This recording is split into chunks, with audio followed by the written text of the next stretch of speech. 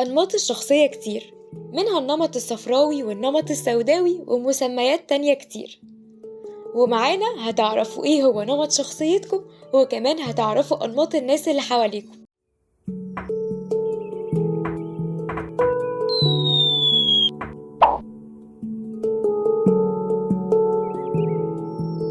حابة أبدأ كلامي معاكم بيعني ايه الشخصية من منظور نفسي. وببساطة الشخصية هي نتاج من الصفات الجسدية والنفسية والعادات والتقاليد والقيم والعواطف اللي بتظهر لينا في النهاية عن طريق السلوك. وعلماء النفس قسموا الشخصية لكذا نموذج، مثلا النموذج الانبساطي، وده بيكون اهتمامات الشخص ناحية الناس أكتر ما بيكون مركز جوه نفسه وفاهمها، وكمان بيكون بيحب الاختلاط بالناس كتير. ونموذج تاني زي النموذج الانطوائي، وده بقى عكس اللي قبله خالص، بيكون مركز على نفسه أكتر ما بيركز على الناس، وكمان بيكون حذر جدا وهو بيتعامل مع أي حد غريب.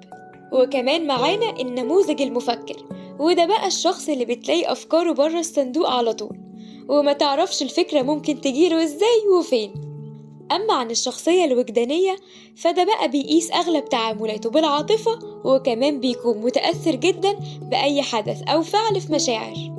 وآخر نموذج معانا هو الشخصية العملية، والشخصية دي شخصية منطقية جدا، مش بيهمه الكلام الكتير والنظريات قد ما بيهمه التطبيق فعلا والشغل لكل كلمة بتتقال.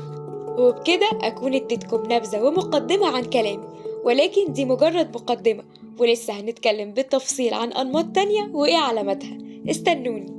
وبس ما تنسوش تعملوا لايك وشير على الفيسبوك وسبسكرايب للقناة على اليوتيوب عشان تكونوا أول ناس تشوف الجديد.